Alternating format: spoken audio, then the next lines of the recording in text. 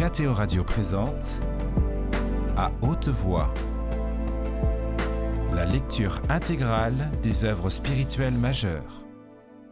Aujourd'hui, Histoire d'une âme de Sainte Thérèse de Lisieux.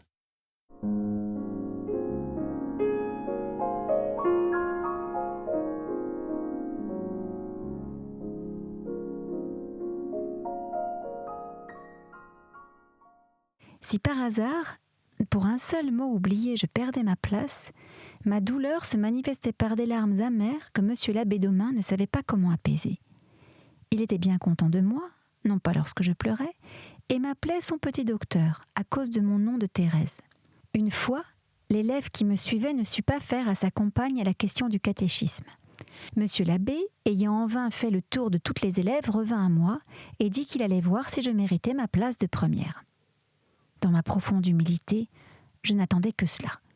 Me levant avec assurance, je dis ce qui m'était demandé sans faire une seule faute, au grand étonnement de tout le monde. Après ma première communion, mon zèle pour le catéchisme continua jusqu'à ma sortie de pension. Je réussissais très bien dans mes études, presque toujours j'étais la première. Mes plus grands succès étaient l'histoire et le style. Toutes mes maîtresses me regardaient comme une élève très intelligente.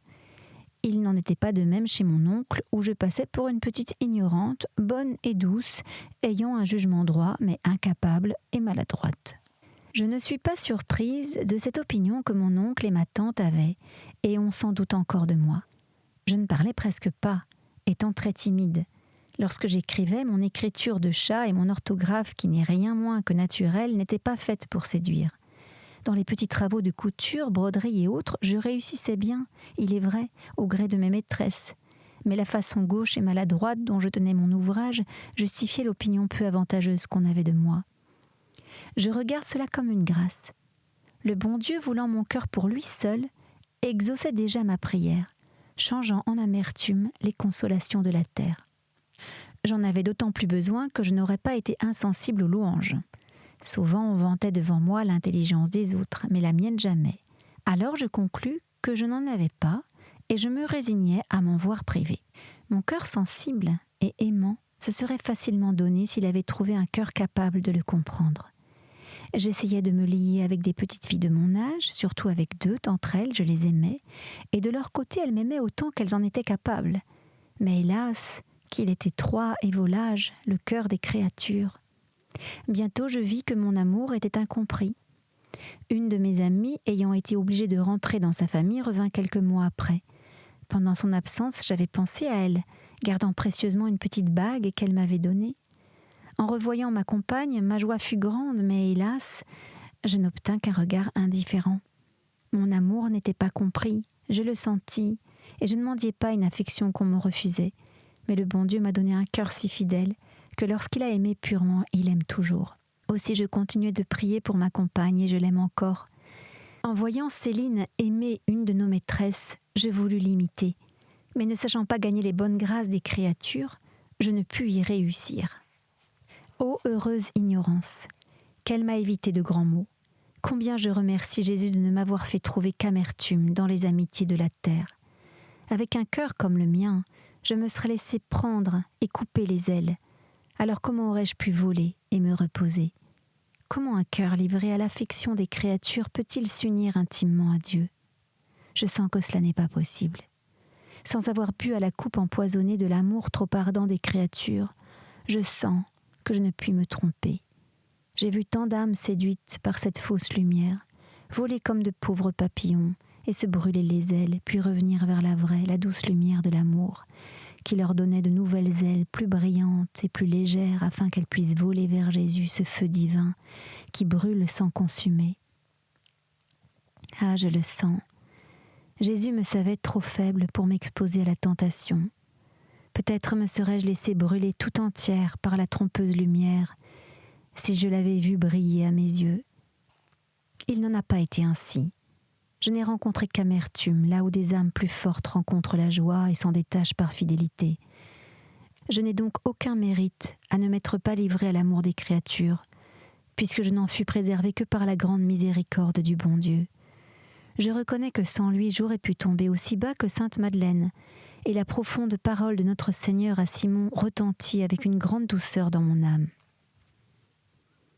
Je le sais, celui à qui on remet moins aime moins, mais je sais aussi que Jésus m'a plus remis qu'à Sainte Madeleine, puisqu'il m'a remis d'avance, m'empêchant de tomber. Ah, que je voudrais pouvoir expliquer ce que je sens. Voici un exemple qui traduira un peu ma pensée.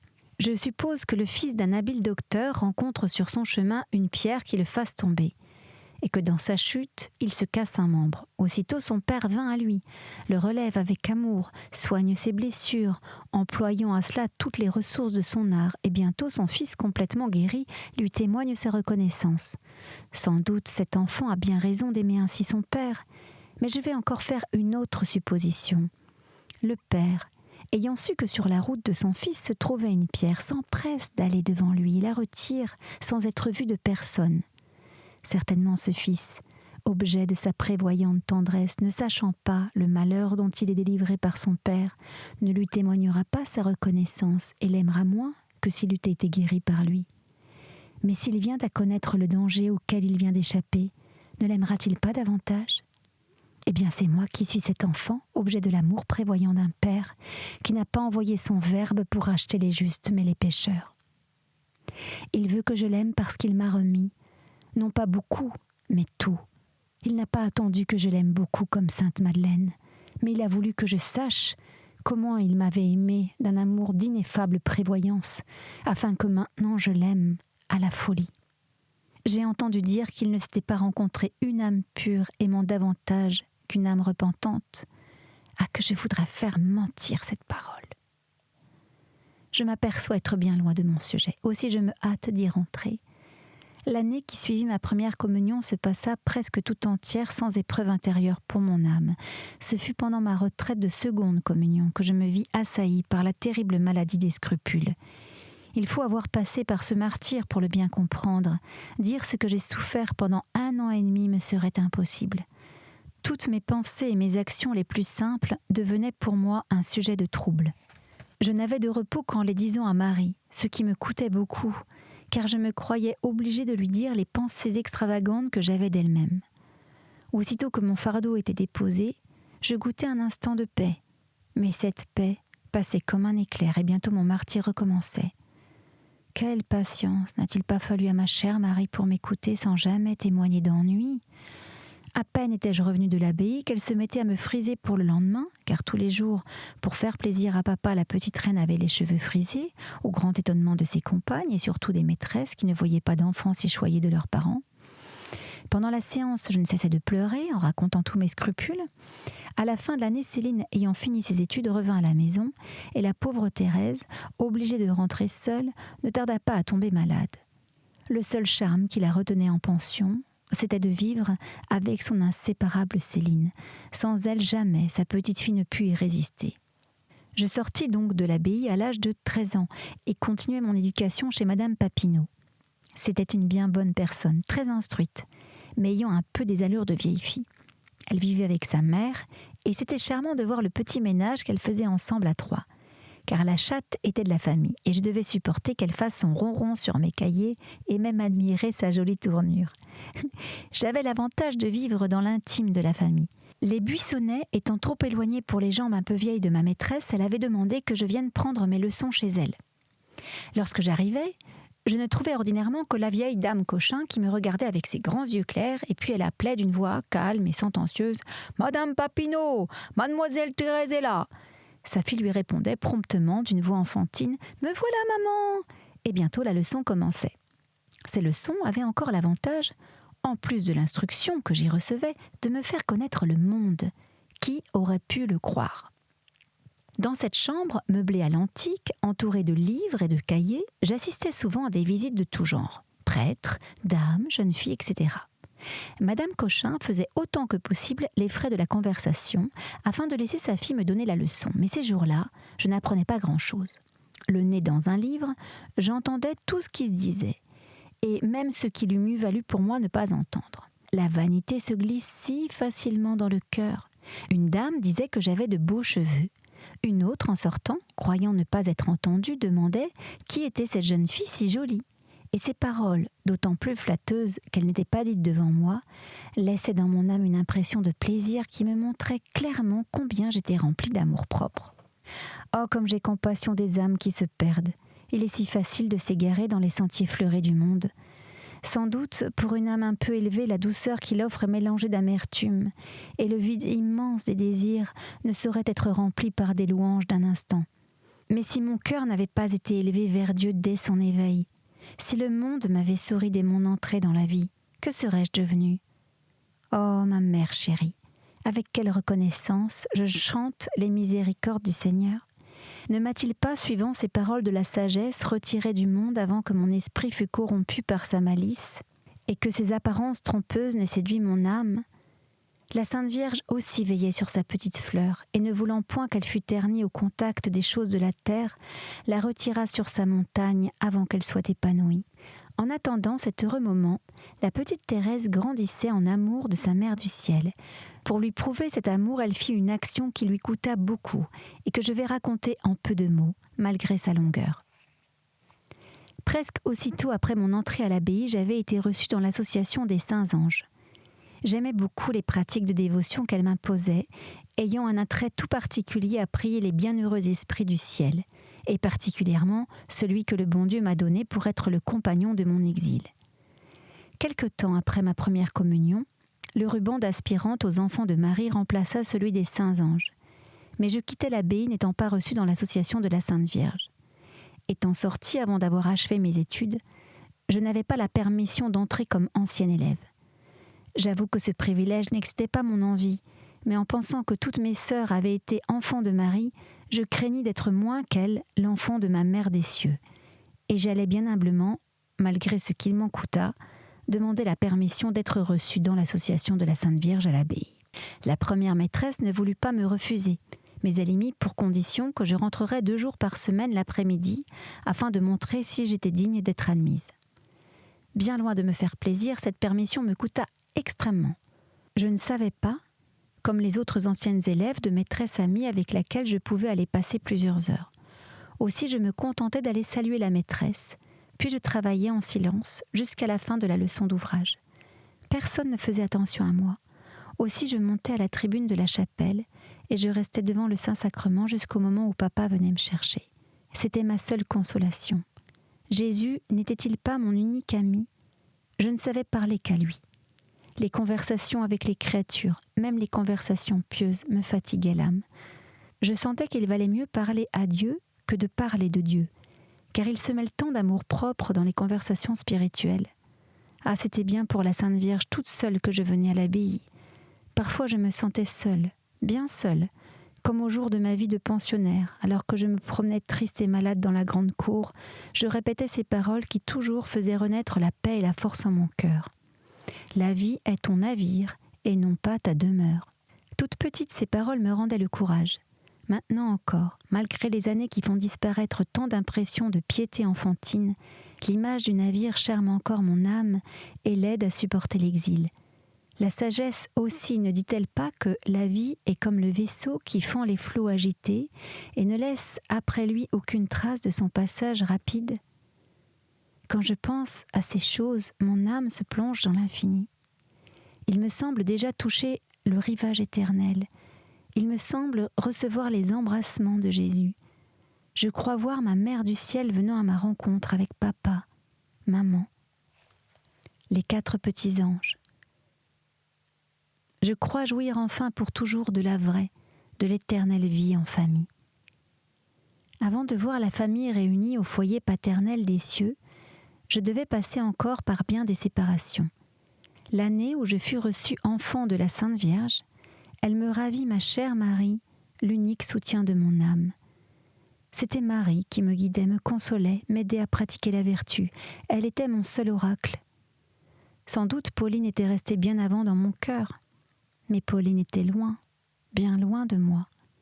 J'avais souffert le martyre pour m'habituer à vivre sans elle, pour voir entre elle et moi des murs infranchissables, mais enfin j'avais fini par reconnaître la triste réalité. Pauline était perdue pour moi, presque de la même manière que si elle était morte. Elle m'aimait toujours, priait pour moi, Mais à mes yeux, ma Pauline chérie était devenue une sainte qui ne devait plus comprendre les choses de la terre, et les misères de sa pauvre Thérèse auraient dû, si elle les avait connues, l'étonner et l'empêcher de l'aimer autant. D'ailleurs, alors même que j'aurais voulu lui confier mes pensées comme au buissonnet, je ne l'aurais pas pu.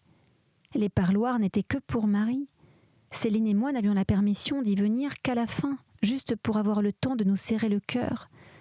Ainsi, je n'avais en réalité que Marie. Elle m'était pour ainsi dire indispensable. Je ne disais qu'à elle mes scrupules, et j'étais si obéissante que jamais mon confesseur n'a connu ma vilaine maladie. Je lui disais juste le nombre de péchés que Marie m'avait permis de confesser, pas un de plus. Aussi j'aurais pu passer pour être l'âme la moins scrupuleuse de la terre, malgré que je le fusse au dernier degré.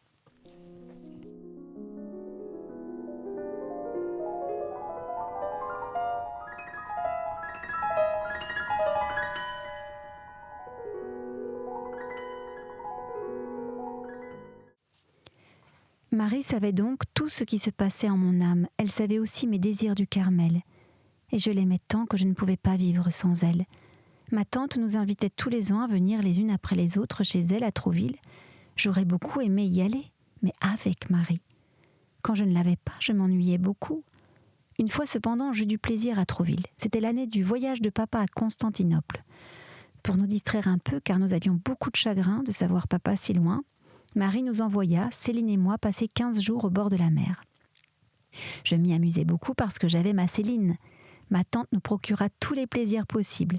Promenade à Anne, pêche à l'équille, etc. J'étais encore bien enfant, malgré mes 12 ans et demi. Je me souviens de ma joie en mettant de jolis rubans bleu ciel que ma tante m'avait donnés pour mes cheveux. Je me souviens de ma joie en mettant de jolis rubans bleu ciel que ma tante m'avait donnés pour mes cheveux. Je me souviens aussi de m'être confessée à Trouville, même de ce plaisir enfantin qui me semblait être un péché. Un soir, je fis une expérience qui m'étonna beaucoup. Marie, qui était presque toujours souffrante, pleurnichait souvent. Alors ma tante la câlinait, lui prodiguait les noms les plus tendres, et ma chère petite cousine n'en continuait pas moins de dire en larmoyant qu'elle avait mal à la tête. Moi qui presque chaque jour avais aussi mal à la tête et ne me plaignais pas, je voulus un soir imiter Marie. Je me mis donc en devoir de larmoyer sur un fauteuil dans un coin du salon. Bientôt, Jeanne et ma tante s'empressèrent autour de moi, me demandant ce que j'avais. Je répondis comme Marie, « J'ai mal à la tête ». Il paraît que cela ne m'allait pas de me plaindre. Jamais je ne pus les convaincre que le mal de tête me fit pleurer. Au lieu de me câliner, on me parla comme à une grande personne, et Jeanne me reprocha de manquer de confiance en ma tante, car elle pensait que j'avais une inquiétude de conscience. Enfin, j'en fus quitte pour mes frais, bien résolue à ne plus imiter les autres, et je compris la fable de l'âne et du petit chien. J'étais l'âne, qui, ayant vu les caresses que l'on prodiguait au petit chien, était venu mettre sa lourde patte sur la table pour recevoir sa part de baisers. Mais hélas, si je n'ai pas reçu de coups ou de bâtons, comme le pauvre animal, j'ai reçu véritablement la monnaie de ma pièce. Et cette monnaie me guérit pour la vie du désir d'attirer l'attention. Le seul effort que je fis pour cela me coûta trop cher. L'année suivante, qui fut celle du départ de ma chère marraine, ma tante m'invita encore, mais cette fois seule, et je me trouvais si dépaysée qu'au bout de 2 ou 3 jours, je tombais malade, et il fallut me ramener à Lisieux. Ma maladie que l'on craignait qui fût grave n'était que la nostalgie des buissonnets. À peine y eus-je posé le pied que la santé revint. Et c'était à cet enfant-là que le bon Dieu allait ravir l'unique appui qui l'attacha à la vie. Aussitôt que j'appris la détermination de Marie, je résolus de ne prendre plus aucun plaisir sur la terre. Depuis ma sortie de pension, je m'étais installée dans l'ancienne chambre de peinture à Pauline, et je l'avais arrangée à mon goût. C'était un vrai bazar, un assemblage de piété, de curiosité, un jardin et une volière. Ainsi, dans le fond, se détachait sur le mur une grande croix de bois noir sans Christ, quelques dessins qui me plaisaient. Sur un autre mur, une bourriche garnie de mousseline et de rubans roses avec des herbes fines et des fleurs. Enfin, sur le dernier mur, le portrait de Pauline à 10 ans trônait seul. En dessous de ce portrait, j'avais une table sur laquelle était placée une grande cage, renfermant un grand nombre d'oiseaux, dont le ramage mélodieux cassait la tête aux visiteurs, mais non pas celle de leur petite maîtresse, qui les chérissait beaucoup. Il y avait encore le petit meuble blanc, rempli de mes livres d'études, cahiers, etc. Sur ce meuble était posée une statue de la Sainte Vierge, avec des vases toujours garnis de fleurs naturelles, des flambeaux. Tout autour, il y avait une quantité de petites statues de saints et de saintes. des petits paniers en coquillages, des boîtes en papier Bristol, etc. Enfin, mon jardin était suspendu devant la fenêtre où je soignais des pots de fleurs, les plus rares que je pouvais trouver. J'avais encore une jardinière dans l'intérieur de mon musée et j'y mettais ma plante privilégiée. Devant la fenêtre était placée ma table couverte d'un tapis vert. Et sur ce tapis, j'avais posé au milieu un sablier, une petite statue de Saint-Joseph, un porte-montre, des corbeilles de fleurs, un encrier, etc. Quelques chaises boiteuses et le ravissant lit de poupée Apolline terminaient tout mon ameublement. Vraiment, cette pauvre mansarde était un monde pour moi. Et comme Monsieur de Maistre, je pourrais composer un livre intitulé « Promenade autour de ma chambre ». C'était dans cette chambre que j'aimais rester seule des heures entières pour étudier et méditer devant la belle vue qui s'étendait devant mes yeux. En apprenant le départ de Marie, ma chambre perdit pour moi tout charme. Je ne voulais pas quitter un seul instant la sœur chérie qui devait s'envoler patience, je lui ai fait pratiquer. À chaque fois que je passais devant la porte de sa chambre, je frappais jusqu'à ce qu'elle m'ouvre et je l'embrassais de tout mon cœur. Je voulais faire provision de baisers pour tout le temps que je devais en être privée. Un mois avant son entrée au Carmel, papa nous conduisit à Alençon. Mais ce voyage fut loin de ressembler au premier. Tout y fut pour moi tristesse et amertume. Je ne pourrais dire les larmes que je versais sur la tombe de maman, parce que j'avais oublié d'apporter un bouquet de bleuets cueillis pour elle. Je me faisais vraiment des peines de tout. C'était le contraire de maintenant, car le bon Dieu me fait la grâce de n'être abattu pour aucune chose passagère. Quand je me souviens du temps passé, mon âme déborde de reconnaissance en voyant les faveurs que j'ai reçues du ciel. Il s'est fait un tel changement en moi que je ne suis pas reconnaissable. Il est vrai que je désirais la grâce d'avoir sur mes actions un empire absolu, d'en être la maîtresse et non pas l'esclave. Ces paroles de l'imitation me touchaient profondément, mais je devais pour ainsi dire acheter par mes désirs cette grâce inestimable. Je n'étais encore qu'une enfant qui ne paraissait avoir d'autre volonté que celle des autres, ce qui faisait dire aux personnes d'Alençon que j'étais faible de caractère. Ce fut pendant ce voyage que Léonie fit son essai chez les Clarisse. J'eus du chagrin de son extraordinaire entrée, car je l'aimais bien, et je n'avais pas pu l'embrasser avant son départ. Jamais je n'oublierai la bonté et l'embarras de ce pauvre petit père en venant nous annoncer que Léonie avait déjà l'habit de Clarisse. Comme nous, il trouvait cela bien drôle, mais ne voulait rien dire, voyant combien Marie était mécontente. Il nous conduisit au couvent, et là, je sentis un serrement de cœur comme jamais je n'en avais senti à l'aspect d'un monastère. Cela me produisait l'effet contraire au Carmel, où tout me dilatait l'âme. La vue des religieuses ne m'enchanta pas davantage, et je ne fus pas tentée de rester parmi elles. Cette pauvre Léonie était cependant bien gentille sous son nouveau costume.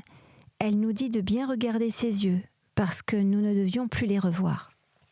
Les Clarisse ne se montrant que les yeux baissés. Mais le bon Dieu se contenta de 2 mois de sacrifice et Léonie revint nous montrer ses yeux bleus, bien souvent mouillés de larmes. En quittant Alençon, je croyais qu'elle resterait avec les Clarisse. Aussi ce fut le cœur bien gros que je m'éloignai de la triste rue de la demi-lune. Nous n'étions plus que 3, et bientôt notre chère Marie devait aussi nous quitter. Le 15 octobre fut le jour de la séparation. De la joyeuse et nombreuse famille des Buissonnets, il ne restait que les 2 derniers enfants. Les colombes avaient fui du nid paternel. Celles qui restaient auraient voulu voler à leur suite, mais leurs ailes étaient encore trop faibles pour qu'elles puissent prendre leur essor. Le bon Dieu, qui voulait appeler à lui la plus petite et la plus faible de toutes, se hâta de développer ses ailes. Lui qui se plaît à montrer sa bonté et sa puissance en se servant des instruments les moins dignes, voulut bien m'appeler avant Céline, qui sans doute méritait plutôt cette faveur. Mais Jésus savait combien j'étais faible, et c'est pour cela qu'il m'a caché la première dans le creux du rocher. Lorsque Marie entra au Carmel, j'étais encore bien scrupuleuse. Ne pouvant plus me confier à elle, je me tournai du côté des cieux. Ce fut aux 4 petits anges qui m'avaient précédé là-haut que je m'adressais, car je pensais que ces âmes innocentes, n'ayant jamais connu les troubles ni la crainte, devaient avoir pitié de leur pauvre petite sœur qui souffrait sur la terre. Je leur parlais avec une simplicité d'enfant, leur faisant remarquer qu'étant la dernière de la famille, j'avais toujours été la plus aimée, la plus comblée des tendresses de mes sœurs, que s'ils étaient restés sur la terre, ils m'auraient sans doute aussi donné des preuves d'affection. Leur départ pour le ciel ne me paraissait pas une raison de m'oublier. Au contraire, se trouvant à même de puiser dans les trésors divins, Il devait y prendre pour moi la paix et me montrer ainsi qu'au ciel, on s'est encore aimé. La réponse ne se fit pas attendre. Bientôt, la paix vint inonder mon âme de ses flots délicieux, et je compris que si j'étais aimée sur la terre, je l'étais aussi dans le ciel. Depuis ce moment, ma dévotion grandit pour mes petits frères et sœurs, et j'aime à m'entretenir souvent avec eux, à leur parler des tristesses de l'exil, de mon désir d'aller bientôt les rejoindre dans la patrie. Si le ciel me comblait de grâce, ce n'était pas parce que je les méritais. J'étais encore bien imparfaite. J'avais, il est vrai, un grand désir de pratiquer la vertu, mais je m'y prenais d'une drôle de façon. En voici un exemple. Étant la dernière, je n'étais pas habituée à me servir. Céline faisait la chambre où nous couchions ensemble, et moi, je ne faisais aucun travail de ménage. Après l'entrée de Marie au Carmel, il m'arrivait quelquefois, pour faire plaisir au bon Dieu, d'essayer de faire le lit, ou bien d'aller, en l'absence de Céline, rentrer le soir ses pots de fleurs. Comme je l'ai dit, c'était pour le bon Dieu tout seul que je faisais ces choses. Ainsi, je n'aurais pas dû attendre les merci des créatures. Hélas, il en était tout autrement. Si Céline avait le malheur de n'avoir pas l'air d'être heureuse et surprise de mes petits services, je n'étais pas contente et le lui prouvais par mes larmes. J'étais vraiment insupportable par ma trop grande sensibilité. Ainsi, s'il m'arrivait de faire involontairement une petite peine à une personne que j'aimais, au lieu de prendre le dessus et de ne pas pleurer, ce qui augmentait ma faute au lieu de la diminuer, je pleurais comme une madeleine. Et lorsque je commençais à me consoler de la chose en elle-même, je pleurais d'avoir pleuré. Tous les raisonnements étaient inutiles et je ne pouvais arriver à me corriger de ce vilain défaut. Je ne sais comment je me berçais de la douce pensée d'entrer au Carmel, étant encore dans les langes de l'enfance. Il fallut que le bon Dieu fasse un petit miracle pour me faire grandir en un moment. Et ce miracle, il le fit au jour inoubliable de Noël, en cette nuit lumineuse qui éclaire les délices de la Trinité sainte. Jésus, le doux petit enfant d'une heure, changea la nuit de mon âme en torrent de lumière. En cette nuit, où il se fit faible et souffrant pour mon amour, il me rendit forte et courageuse. Il me revêtit de ses armes, et depuis cette nuit bénie, je ne fus vaincue en aucun combat, mais au contraire, je marchais de victoire en victoire et commençais, pour ainsi dire, une course de géant. La source de mes larmes fut tarie et ne s'ouvrit depuis que rarement et difficilement, ce qui justifia cette parole qui m'avait été dite. Tu pleures tant dans ton enfance que plus tard tu n'auras plus de larmes à verser. Ce fut le 25 décembre 1886 que je reçus la grâce de sortir de l'enfance. En un mot, la grâce de ma complète conversion. Nous revenions de la messe de minuit où j'avais eu le bonheur de recevoir le Dieu fort et puissant. En arrivant au buissonnet, je me réjouissais d'aller prendre mes souliers dans la cheminée. Cet antique usage nous avait causé tant de joie pendant notre enfance que Céline voulait continuer à me traiter comme un bébé, puisque j'étais la plus petite de toute la famille. Papa aimait avoir mon bonheur, à entendre mes cris de joie en tirant chaque surprise des souliers enchantés, et la gaieté de mon roi chéri augmentait beaucoup mon bonheur. Mais Jésus, voulant me montrer que je devais me défaire des défauts de l'enfance, m'en retira aussi les innocentes joies. Il permit que papa, fatigué de la messe de minuit, éprouva de l'ennui en voyant mes souliers dans la cheminée, et qu'il dit ces paroles qui me percèrent le cœur. « Enfin, heureusement que c'est la dernière année !» Je montai alors l'escalier pour aller défaire mon chapeau.